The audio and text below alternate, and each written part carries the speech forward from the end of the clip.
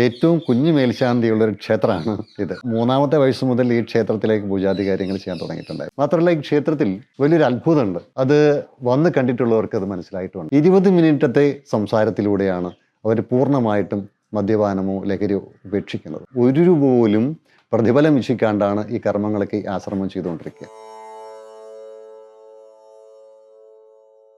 നമസ്കാരം, ഇത് അരവിന്ദാശ്രമമാണ്. അരവിന്ദാശ്രമം സ്ഥിതി ചെയ്യുന്നത് തിരുവനന്തപുരത്ത് സിവിൽ സ്റ്റേഷൻ്റെ അടുത്തായിട്ടുള്ള കല്ലയം എന്ന് പറയുന്ന സ്ഥലമുണ്ട്. കല്ലയം, കാരമൂട്, നമ്പാട് എന്ന് പറയുന്ന പ്രോപ്പർ സ്ഥലത്താണ് ഈ അരവിന്ദാശ്രമം സ്ഥിതി ചെയ്യുക. അരവിന്ദാശ്രമം എന്ന് പേര് വരാനുള്ള കാരണം എന്താ വെച്ചാൽ, എൻ്റെ പിതാവ് അരവിന്ദൻ എന്നാണ് പേര് അദ്ദേഹത്തിന്. അദ്ദേഹം ആധ്യാത്മിക തലത്തിലൊരു ചൈതന്യമുള്ള ആളായിരുന്നു. അപ്പോൾ അതുകൊണ്ട് ആ അരവിന്ദാശ്രമം എന്ന പേര് തന്നെ കൊടുക്കാനുള്ള കാര്യം ഉണ്ടായത്. അപ്പോൾ എനിക്ക് ഈ ഒരു മാർഗത്തിലേക്ക് വരാനുള്ള ഒരു പ്രചോദനം ഉണ്ടാക്കിയതും അദ്ദേഹം തന്നെയാണ്. ഇവിടെ പ്രധാനമായിട്ടും സർവീസാണ് കൊടുക്കുക. നിർധനരായിട്ടുള്ള ആൾക്കാരൊക്കെ തന്നെ ഉള്ള രീതിയിൽ സഹായിക്കുക എന്നുള്ള, അതുപോലെ രോഗം ബാധിച്ചിട്ടുള്ള ആൾക്കാർക്ക് ധനസഹായം എന്ന രീതിയിലൊക്കെ തന്നെ കൊടുക്കുക എന്നുള്ളതാണ്. അത് മറ്റാരും അറിയാണ്ടാണ് കൊടുക്കുക. അവരെ നേരിട്ട് കണ്ടിട്ട് അവർക്കാരും അറിയാണ്ട് അത് നൽകുക എന്നുള്ളതാണ്. ഈ ആശ്രമത്തിലെ ഒരു ക്ഷേത്രം നിർമ്മാണം കഴിഞ്ഞപ്പോൾ പ്രവർത്തനം നടന്നു വരികയാണ്. അത് ശ്രീപത്മനാഭസ്വാമിയാണ് പ്രതിഷ്ഠിച്ചിട്ടുള്ളത്. തിരുവനന്തപുരം ശ്രീപത്മനാഭസ്വാമി കഴിയാച്ചാൽ പിന്നെ ശ്രീപത്മനാഭസ്വാമി ക്ഷേത്രം എന്ന് പറയാച്ചാൽ ഇതായിട്ട് മാത്രമേ എനിക്കറിയാവുള്ളൂ. ഇതൊരു ദർശനമായിട്ടാണ് കാണുകയുണ്ടായത്. ഭഗവാനിൽ നിന്നൊരു ദർശനം ഉണ്ടായി, ഇങ്ങനൊരു ക്ഷേത്രം അവിടെ ഉണ്ടാവണമെന്നൊരു ദർശനം ഉണ്ടായി. ആ രീതിക്ക് ക്ഷേത്രം രൂപകൽപ്പന ചെയ്തിട്ടുള്ളത്. വിഗ്രഹത്തിൻ്റെ കാര്യത്തിൽ അങ്ങനെ തന്നെയാണ്, ക്ഷേത്ര നിർമ്മാണ കാര്യത്തിൽ അങ്ങനെ തന്നെയാണ്, ക്ഷേത്ര പൂജാതി കാര്യങ്ങളിലും അങ്ങനെ തന്നെയാണ്. പൂജാവിധികളും ദർശനമായിട്ട് തന്നെയാണ് കാണുകയുണ്ടായത്. ഭഗവാൻ ധ്യാനാവസ്ഥയിലാണ് ഇവിടെ സ്ഥിതി ചെയ്യുക. രണ്ട് ഭഗവാൻ അലോകദൃഷ്ടിയും ആലോകദൃഷ്ടിയും എന്നുള്ള ലക്ഷണത്തിലാണ്. ഭഗവാന്റെ അവസ്ഥ എന്ന് പറയുക തദ്രൂപേണ തഥാത്മന എന്നുള്ളൊരവസ്ഥയിലൂടെയാണ് ഈ ക്ഷേത്രം നിലനിൽക്കുന്നത്. വളരെ ചൈതന്യത്തോടു തന്നെയാണ് പ്രവർത്തനങ്ങൾ മുന്നോട്ട് കൊണ്ടുപോവുക. മാത്രമല്ല, ഈ ക്ഷേത്രത്തിൻ്റെ ഏറ്റവും വലിയൊരു പ്രത്യേകത എന്ന് പറയുക ഏറ്റവും കുഞ്ഞു മേൽശാന്തിയുള്ളൊരു ക്ഷേത്രമാണ് ഇത്. അദ്ദേഹത്തിൻ്റെ 3-ാമത്തെ വയസ്സ് മുതൽ ഈ ക്ഷേത്രത്തിലേക്ക് പൂജാതി കാര്യങ്ങൾ ചെയ്യാൻ തുടങ്ങിയിട്ടുണ്ടായിരുന്നു. അങ്ങനെയുള്ളൊരു ക്ഷേത്രമാണത്. അപ്പോൾ ഒരു 8-ാമത്തെ മാസത്തിലെ കുഞ്ഞിനെ എഴുത്തിനെഴുത്തേ ഉണ്ടായി. കാര്യം തേവാരം നടത്തുന്ന സമയത്ത് കേട്ട് മന്ത്രങ്ങളൊക്കെ പറയാൻ തുടങ്ങി. അപ്പോൾ അയാൾ സ്വയം ആരതി ചെയ്യുന്നൊരവസ്ഥയിലേക്കൊക്കെ വന്നപ്പോൾ പിന്നെ അയാളെ എഴുത്തിനെടുത്താമെന്ന് കരുതുകയുണ്ടായി. അങ്ങനെ എഴുത്തിനെടുത്തി അന്ന് മുതൽ പൂജാതി കാര്യങ്ങളിൽ അദ്ദേഹം നല്ല രീതിയിൽ കുട്ടി പ്രവർത്തിക്കുന്നുണ്ട്. ഈ ക്ഷേത്രത്തിൻ്റെ ഏറ്റവും വലിയ പ്രത്യേകതയാണ് ഇത്രയും ഒരു കുഞ്ഞ് പ്രായത്തിൽ. ഇപ്പോൾ അദ്ദേഹത്തിന് 6 വയസ്സായിട്ടേ ഉള്ളൂ. തുടർന്നുള്ള കാലഘട്ടങ്ങളൊക്കെ പൂജ ചെയ്തുകൊണ്ട് വരികയാണ്. കഴിഞ്ഞ കാലഘട്ടങ്ങളൊക്കെ പൂജ ചെയ്തുകൊണ്ട് വരികയാണ്. ആൾ മേൽശാന്തിയായിട്ട് ഈ ക്ഷേത്രത്തിലെ എപ്പോഴും നിൽക്കുന്നുണ്ട്. ഈ ക്ഷേത്രത്തിൻ്റെ മറ്റൊരു പ്രത്യേകത എന്ന് പറയുക പുറത്തു പോയി രസീത് എഴുതി ആരുടെ കയ്യിൽ നിന്നും 1 രൂപയും ഞങ്ങൾ വാങ്ങിയിട്ടില്ല. ഭക്തർ അവരുടെ മനസ്സുകൊണ്ട് പൂർണ്ണമായി സമർപ്പിച്ചിട്ടാണ് ഈ ക്ഷേത്രത്തിൻ്റെ പ്രവർത്തനങ്ങൾ മുന്നോട്ട് കൊണ്ടുപോയിക്കൊണ്ടിരിക്കുന്നത്. ഉത്സവത്തിനയച്ചാൽ തന്നെയും ആൾക്കാർ തരുന്നത്, അവരെ മനസ്സറിഞ്ഞ് തരുന്നത് തന്നെയാണ് വാങ്ങുക. അതല്ലാതെ ഒരു പിരിവായിട്ടൊന്നും തന്നെ, അല്ലെങ്കിൽ എന്താ ഒരു സംഭാവനയായിട്ട് പുറത്തുപോയി രസീത് എഴുതി കൊടുക്കാറില്ല. ഈ ക്ഷേത്രത്തിൻ്റെ നിർമ്മാണ സമയത്ത് ശരിക്കും പറയാച്ചാൽ ഈ ആശ്രമത്തിൽ ഒരു തരത്തിലുള്ള വരുമാനം ഉണ്ടായിരുന്നില്ല. തുടർന്ന് ദർശനമായിട്ടിത് കണ്ട് പ്രവർത്തനങ്ങൾ മുന്നോട്ട് പോയപ്പോൾ അറിയാണ്ട് തന്നെ ഈ സാമ്പത്തികം വന്നുകൊണ്ടേയിരുന്നു. അതുകൊണ്ട് തന്നെ മുടക്കമില്ലാണ്ട് ഈ ക്ഷേത്ര നിർമ്മാണത്തിന് വളരെയധികം സഹായം ഉണ്ടായി. പ്രതിഷ്ഠയ്ക്ക് വേണ്ടിയിട്ട് പല സമയവും നോക്കിയിട്ടുണ്ടായിരുന്നു. ഒരു 4-5 വട്ടം ഡേറ്റ് കുറിക്കുകയും എന്നാൽ അതൊട്ട് നടക്കാൻ പറ്റാണ്ടിരിക്കുകയും ചെയ്തിട്ടുണ്ട്. ക്ഷേത്രം 2022 മാർച്ച് മാസം 5-ാം തീയതിയിലാണ് പ്രതിഷ്ഠ നടത്തുകയുണ്ടായത്. ഈ ഒരു സമയം എങ്ങനെ വന്നു എന്ന് ചോദിക്കുക ഇതിന് മുന്നേ പല സമയവും കുറിച്ചിട്ടുണ്ടായിരുന്നാലും പല മുടക്കങ്ങൾ കൊണ്ടും പ്രതിഷ്ഠിക്കാൻ കഴിഞ്ഞിട്ടുണ്ടായിരുന്നില്ല. അപ്പോൾ കുംഭത്തിലെ രേവതി എന്ന് പറയുന്നൊരു ദിവസം അവസാനം അതും ദർശനമായിട്ട് കാണുകയുണ്ടായതാണ്. കുംഭത്തിലെ രേവതി ആ ദിവസത്തെ പ്രതിഷ്ഠയ്ക്ക് വേണ്ടിയിട്ട് കാര്യങ്ങൾ നടന്നപ്പോൾ വളരെ പെട്ടെന്ന് തന്നെ കാര്യങ്ങൾ നടക്കുകയുണ്ടായി. സാമ്പത്തികമൊക്കെ എത്തുകയുണ്ടായി. വളരെ ഭംഗിയായിട്ട് നടക്കുകയുണ്ടായി. ഈ കുംഭത്തിലെ രേവതിയിലാണ് ഞാൻ ജനിക്കുന്നത്. അങ്ങനെ ഒരു പ്രത്യേകത ക്ഷേത്രത്തിലുണ്ട്. ഈ വർഷത്തെ ഉത്സവം ഫെബ്രുവരിയിലെ ഈ മാസത്തിൽ 17-ാം തീയതി ആരംഭിക്കുകയാണ്. 17 മുതൽ 21 വരെയാണ് ഉത്സവം നടന്നു വരിക. 3 സമയവും പ്രസാദകൂട്ട് എന്നാ പറയുക, പ്രസാദകൂട്ട് കൊടുക്കാറുണ്ട്. ജനങ്ങൾക്ക് ഭക്ഷണം നൽകാറുണ്ട്, രാവിലെ ഉച്ചയ്ക്ക് വൈകിട്ട്. 3-ാമത്തെ ഉത്സവ ദിവസം 19-ാം തീയതിയെ അന്നാണ് ഈ ഓമല്ലൂർ കുടുംബക്കാർ ഈ ഭഗവാന്റെ തിരുനടയിൽ ഓണവിൽ സമർപ്പിക്കുകയാണ്. ഓമല്ലൂർ കുടുംബക്കാർ അവരുടെ കുലധർമ്മ എന്ന് പറയുക. ഇവിടെ വരുമ്പോൾ അവർ പറഞ്ഞൊരു കാര്യമുണ്ട്, ഞങ്ങൾ ശ്രീപത്മനാഭസ്വാമി ദാസന്മാരാണ് പരമ്പരയായിട്ട്, ഞങ്ങളുടെ മുത്തച്ഛൻ മുതിർന്ന ആ കാലഘട്ടം മുതൽ. അപ്പോൾ ഞങ്ങൾക്ക് അവകാശപ്പെട്ടതാണ് ഭഗവാന് ഓണവില്ല് സമർപ്പിക്കുക എന്നുള്ളത്. തീർച്ചയായിട്ടും ഈ ക്ഷേത്രമൊന്ന് കാണുകയും ഈ ക്ഷേത്രത്തിൻ്റെ നിർമ്മിതിയെക്കുറിച്ച് അവർ കണ്ടപ്പോൾ അവർക്ക് അതിശയം തോന്നുകയുണ്ടായത്. അവരിവിടെ നിന്ന് ഈ ഭഗവാന്റെ മുന്നിൽ തന്നെ നിന്ന് പറയുകയുണ്ടായി, ഈ ക്ഷേത്രത്തിലും ഉത്സവത്തിന് ഞങ്ങളുടെ കണക്കായിട്ട് ഞങ്ങൾ ഓണവില്ല് സമർപ്പിക്കും. അത് അനന്ത ചൈതന്യ വില്ല് എന്ന നാമധേയത്തിൽ ഇവിടെ ഭഗവാന്റെ പടിക്കൽ സമർപ്പിക്കുന്ന പറയാം. നിറഞ്ഞ മനസ്സോടുകൂടിയാണ് അവർ പറയുകയുണ്ടായത്.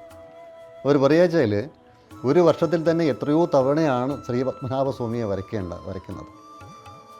അങ്ങനെയുള്ള ഞങ്ങൾക്ക് കിട്ടിയൊരു അവസരമാണിത്. ഭഗവാനായിട്ടാവും ഞങ്ങളെ ഇവിടെ കൊണ്ടെത്തിച്ചിട്ടുള്ളത്. അതുകൊണ്ട് എല്ലാ വർഷവും ഞങ്ങൾക്ക് ഈ ക്ഷേത്രത്തിൽ ഓണവില്ല് സമർപ്പിക്കാനുള്ള ഒരു ഭാഗ്യം ഭഗവാൻ തന്നിട്ടുണ്ട്. ഞങ്ങളത് ആ ഉത്തരവാദിത്വത്തോടുകൂടി തന്നെ അത് സമർപ്പിക്കും എന്നവർ പറയുകയുണ്ടായി. അത് ഈ ക്ഷേത്രത്തിൻ്റെയും ആശ്രമത്തിൻ്റെയും ഒരു ഭാഗ്യമായിട്ടാണ് കണക്കാക്കുക. ഇതൊരു ദൈവഭൂമിയാണ്.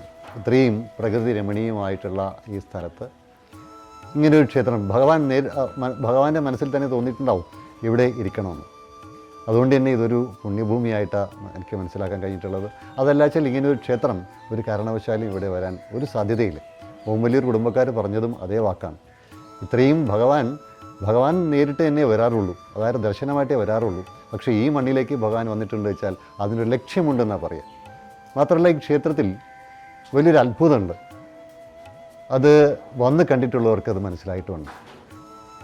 മാത്രമല്ല ഈ ആശ്രമത്തിൽ നടന്നു വരുന്ന കൗൺസിലിങ്ങും അതുപോലെ ഉണ്ടാകുന്ന കുട്ടികൾക്ക് കൊടുക്കുന്ന കൗൺസിലിങ്ങും ഡി എഡിഷനൊക്കെ വളരെ വ്യക്തമായിട്ട് മനസ്സിലാക്കാൻ കഴിയുന്നൊരു കാര്യമാണ്. ഡി എഡിഷനായിട്ട് ഇവിടെ ആൾക്കാർ വരുമ്പോൾ തന്നെ അവർക്ക് ഇവിടുന്ന് ഒരു പോസിറ്റീവ് എനർജി ഉണ്ടാവുക. ഈ പുണ്യഭൂമിയിലേക്ക് അവരെത്തുമ്പോൾ തന്നെ അവരുടെ മാനസിക തലം ഒരുപാട് വ്യത്യാസം വരുന്നുണ്ട്. 20 മിനിറ്റത്തെ സംസാരത്തിലൂടെയാണ് അവർ പൂർണ്ണമായിട്ടും മദ്യപാനമോ ലഹരിയോ ഉപേക്ഷിക്കുന്നത്. സാധാരണ നമുക്കറിയാൻ കഴിയും, ഡി എഡിഷൻ സെൻറ്ററിലൊക്കെ തന്നെ മാസങ്ങളോളം ദിവസങ്ങളോളം അവിടെ അഡ്മിറ്റ് ചെയ്യുക, ഒത്തിരി മെഡിസിൻ ഉപയോഗിക്കുക എന്ന് പറയുമ്പോൾ ചിലപ്പോൾ ഒരു ദേഹോപദ്രവം വരെ ഉണ്ടാകാനുള്ള പോസിബിലിറ്റി ഉണ്ട്, അവിടെ സാധ്യതകളുണ്ട്. ഇവിടെ അതൊന്നുമില്ല. സാമ്പത്തികമായിട്ട് ചിലവുകളില്ല. വളരെ എത്ര തന്നെ നിർദ്ധരായിട്ടുള്ള ആൾക്കാർക്കും ധൈര്യമായിട്ട് വരാം. ഒരു രൂപ പോലും പ്രതിഫലം വീക്ഷിക്കാണ്ടാണ് ഈ കർമ്മങ്ങളൊക്കെ ആശ്രമം ചെയ്തുകൊണ്ടിരിക്കുക. അത്തരത്തിൽ വരുന്ന രോഗികളായിട്ടുള്ള ആൾക്കാർ വരുന്നുണ്ട്. അപ്പോൾ അവരുടെ മാനസിക തലത്തിലേക്ക് ഒരു വ്യത്യാസം വരുത്തുക എന്നുള്ളതാണ്. 20 മിനിറ്റത്തെ സംസാരത്തിലൂടെ അവരിതെല്ലാം വിട്ടിട്ട് ജീവിതത്തിലേക്ക് ഒരു പുതിയ ജന്മം പോലെയാണത് തിരിച്ചു വരുന്നൊരവസ്ഥയാണ് ഈ ആശ്രമത്തിൽ നടന്നു വരുന്നത്. നമ്മുടെ ഈ ക്ഷേത്രത്തിലെ ഈ വർഷത്തെ ഉത്സവത്തോടനുബന്ധിച്ചിട്ട് നമ്മുടെ ഈ ആശ്രമത്തിലെ Aravindashramam school of arts and cultural activities എന്ന് പറയുന്ന ഒരു സംരംഭം തുടങ്ങിയിട്ടുണ്ട്. ആ സംരംഭത്തിലെ കുട്ടികളുടെ കലാപരിപാടികൾ അവതരിപ്പിക്കുന്നുണ്ട്. കാര്യം വെച്ചാൽ ഇവിടെ ആശ്രമത്തിൽ കുട്ടികളെ ഒരുമിച്ച് കൂട്ടുക, അവർക്ക് വേണ്ടുന്ന മാനസിക തലം ഉയർത്തുക, അവരുടെ ആവശ്യങ്ങൾ കണ്ടറിഞ്ഞ് പ്രവർത്തിക്കുക, അവർക്ക് ഉല്ലസിക്കുക, ഇത്തരത്തിൽ കുട്ടികളുടെ മാനസിക നിലവാരത്തെ ഉയർത്തിക്കൊണ്ടുവരിക എന്നുള്ള ലക്ഷ്യം മുന്നിട്ടുകൊണ്ടാണ് ഈ Aravindashramam school of arts and cultural activities ആരംഭിക്കേണ്ടായത്. ഇവിടെ ഇപ്പോൾ വേദപഠനത്തോടൊപ്പം തന്നെ കലാപരിപാടികളും അവതരിപ്പിക്കുന്നുണ്ട്, കായികപരമായിട്ടുള്ള സംവിധാനങ്ങൾ പഠിപ്പിക്കുന്നുണ്ട്, കളരി പോലത്തെ കാര്യങ്ങൾ പഠിപ്പിക്കുന്നുണ്ട്. അപ്പോൾ ഇത് കുട്ടികൾക്ക് അവർക്ക് പരസ്പരം അവരുടെ ആശയങ്ങൾ പങ്കുവെക്കാൻ വേണ്ടിയിട്ടും അവരുടെ മാനസികതല ഉയർത്താൻ വേണ്ടിയിട്ടും ഉല്ലാസത്തിന് വേണ്ടിയിട്ടും തന്നെയാണ് ഇത് ചെയ്തിട്ടുള്ളത്.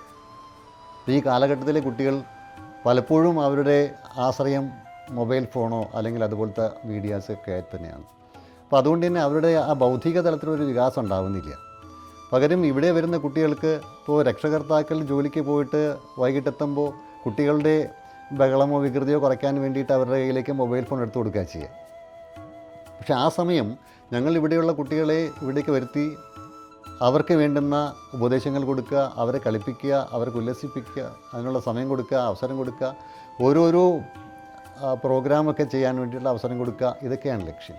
അപ്പോൾ ഒരു രാജ്യത്തിൻ്റെ സമ്പത്ത് എന്ന് പറയുന്നത് അടുത്ത തലമുറ കുട്ടികളിലൂടെ വരികയാണ്. അതാണ് ഈ രാജ്യത്തിൻ്റെ സമ്പത്ത് എന്ന് പറയുക. ഇന്നത്തെ കാലഘട്ടത്തിലെ കുട്ടികളുടെ ഒരു സമ്പത്ത് നമ്മൾ കണക്കാക്കുക വെച്ചാൽ അത് എത്രത്തോളം അവരുടെ മാനസിക തലം ഉയർന്നിട്ടുണ്ടെന്ന് നമുക്ക് പറയാൻ കഴിയില്ല. പക്ഷേ ഇവിടെ അരവിന്ദാശ്രമം ഏറ്റവും കൂടുതൽ മുന്നിട്ട് നിൽക്കുന്നത് ഇനി വരുന്ന തലമുറയെ എങ്ങനെ നമുക്ക് നല്ലൊരു ജനതയായി മാറ്റിയെടുക്കാം എന്നുള്ള ലക്ഷ്യത്തോടു കൂടി തന്നെയാണ്. അതും കൂടെ മുൻനിർത്തിക്കൊണ്ടിട്ടാണ് ഒരു ക്ഷേത്രം ഉണ്ടാകേണ്ടത്. ഈ ക്ഷേത്രത്തിലേക്ക് വരുന്ന ആൾക്കാർ അവരുടെ കുട്ടികളെ ഇവിടേക്ക് വിടുകയും ഇത്തരത്തിലുള്ള കലാപരിപാടികളും അതുപോലെ തന്നെ യോഗ, മെഡിറ്റേഷൻ ഒക്കെ അവർക്ക് കൊടുക്കാനുള്ളൊരു താല്പര്യം കാണിക്കുന്നുണ്ട്. കുഞ്ഞു പ്രായത്തിലെ കുട്ടികൾക്ക് പോലും ഇവിടെ മെഡിറ്റേഷൻ കൊടുക്കുന്നുണ്ട്. വിവിധ പ്രായത്തിലുള്ള പ്രായഭേദമന്യേ വിവിധ പ്രായത്തിലുള്ള കുട്ടികൾക്കും മുതിർന്നവർക്കും ഒക്കെ കൗൺസിലിംഗ് കൊടുക്കുന്നുണ്ട്. അവരുടെ മാനസിക നിലവാരം ഉയർത്തിക്കൊണ്ടുവരും. കുട്ടികൾക്ക് പറയാനുള്ളത് കേൾക്കാനുള്ള ഒരു ക്ഷമ പോലും രക്ഷകർത്താക്കൾക്ക് കാണിക്കുന്നില്ല. കാരണം അവരുടെ ജോലി തിരക്കൊണ്ടാണ്, സമയമില്ല. പക്ഷേ അവർക്ക് പറയാനുള്ളത് എന്താണെന്ന് കേൾക്കാനുള്ളൊരു മനസ്സ് ഈ ആശ്രമത്തിനുണ്ട്. അവരെ ഉയർത്തിക്കൊണ്ടുവരാനുള്ള ലക്ഷ്യത്തോടുകൂടി തന്നെയാണ് ഇത് മുന്നോട്ട് പോകുന്നത്. ഒരു ഫലേച്ഛയും കൂടാതെയാണ് ഇവിടെയുള്ള സർവീസുകളൊക്കെ തന്നെ ജനങ്ങൾക്ക് കൊടുക്കുന്നത്. തുടർന്നുള്ള കാലഘട്ടത്തിലും അതുപോലുള്ള മാനവികമായ ഒരു ഐക്യം, ഒരു കൂട്ടായ്മ എല്ലായ്പ്പോഴും ഈ ആശ്രമത്തിൽ ഉണ്ടാകണം എന്ന് പ്രാർത്ഥിക്കുകയാണ്. ഇനിയും കൂടുതൽ കാര്യങ്ങൾ ജനങ്ങൾക്ക് വേണ്ടിയിട്ട് ഈ ആശ്രമത്തിൽ നിന്നും ഉണ്ടാകട്ടെ എന്നുള്ള പ്രാർത്ഥനയോടുകൂടിയാണ് ഈ ആശ്രമം മുന്നോട്ട് പോകുന്നത്. നമസ്കാരം.